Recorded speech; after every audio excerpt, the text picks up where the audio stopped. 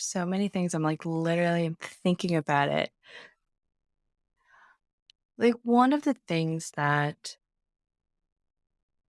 comes out that's not getting as much attention.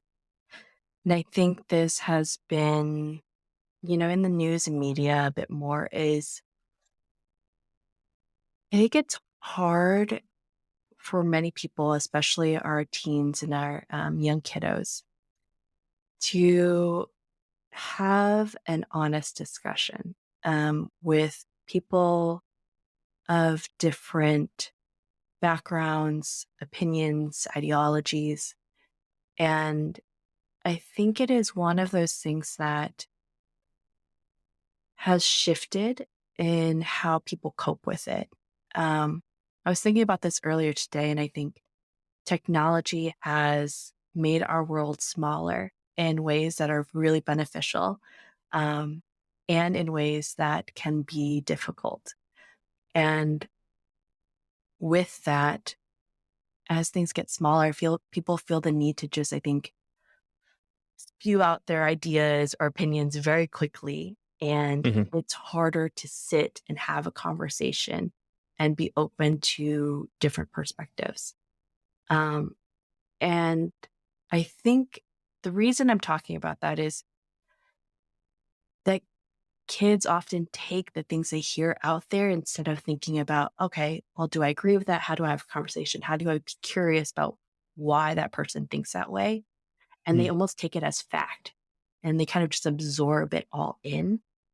And I think it's just pausing and thinking about, okay, how do we open this up to a bigger discussion versus everything being a small soundbite of truth? It's not even Mhm. an opinion Mhm. anymore. It's not like a discussion starter. It's just people are saying, this is the truth, not even my truth. This is the truth for everyone.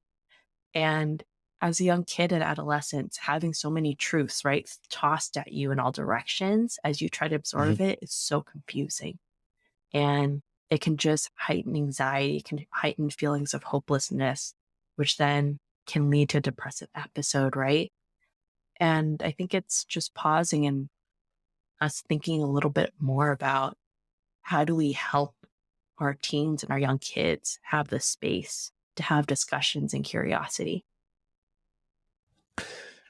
I totally agree. I think that's a very important point is, right now a lot of these platforms have evolved in such a way that because it's about advertising and grabbing your attention, everything has become bite-sized. Everything has become sort of atomized, compressed, and like engineered into something that's going to grab you and hook you. And those are those simple stories, right? Like what is kind of the simplest story that I can compress something into that's going to be visceral or emotionally compelling. But the truth is, I mean, I think right now a lot of those issues that are very divisive.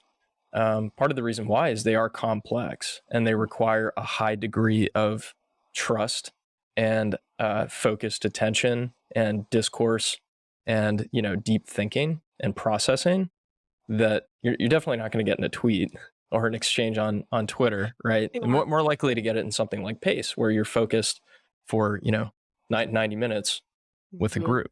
Um, so it's very interesting. And so for I can understand too, as a kid, if you're hearing wildly contradictory but very compelling, points that could feel like you don't have a solid foundation to stand on. So if you're if you're 13 and you're feeling really confused because you're getting these stories or these signals sent to you from different places that are telling you that the other person's wrong, what's something that you can do to just start processing that in a healthy way? I think it's starting to expand. I will honestly, one of the first things I will teach is just the kids to just question, is that really true? Just Hmm. take a pause, Hmm. look at the data. Is that really true? And is that true for everyone? And I think an expansion of that is knowing that it doesn't have to be true for me as a person. Um, and I think it's having compassion for other people's differences And a caveat to all of this is I definitely think there are certain things that, it's okay to be like, that's wrong.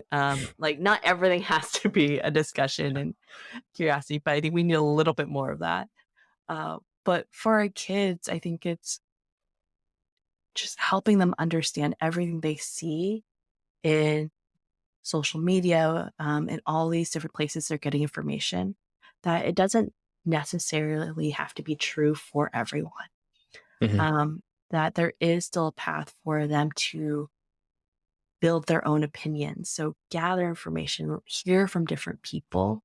And I think that's one of the greatest tools is helping our kids hear different perspectives, to know that there's always there always is someone that has a different viewpoint, and that's Hmm. okay. So creating that space where there's more curiosity about things versus, oh, I heard that, the next trend is crop tops, which I'm just, I can't believe the 90s are back. I feel so old saying that, but that, like that crop tops are the best thing. So I have to wear a crop top Right. versus, do I even want to wear a crop top? Right. Yes or no. I'm not comfortable in it, whatever it is. And that seems like a silly example, but it's just one of the many things and many messages our kids and teens are getting. It's just helping them pause and question it and be curious about it can be really, really powerful. So, a combination of critical thinking skills, taking a second to pause, and also being okay with not getting swept up into whatever the Yeah. latest thing is, Yeah. right? Yeah. And that's a lot easier said than done. Yeah. When kids are with friends, they want to have that sense of community. I will also say parents have to be involved in this because our kids are still building up their executive functioning skills. All those front lobe functions of learning how to hold all these things, question it, right? They're still building up the capacity to do that in a way an adult would. So they do need support, and guidance in doing that.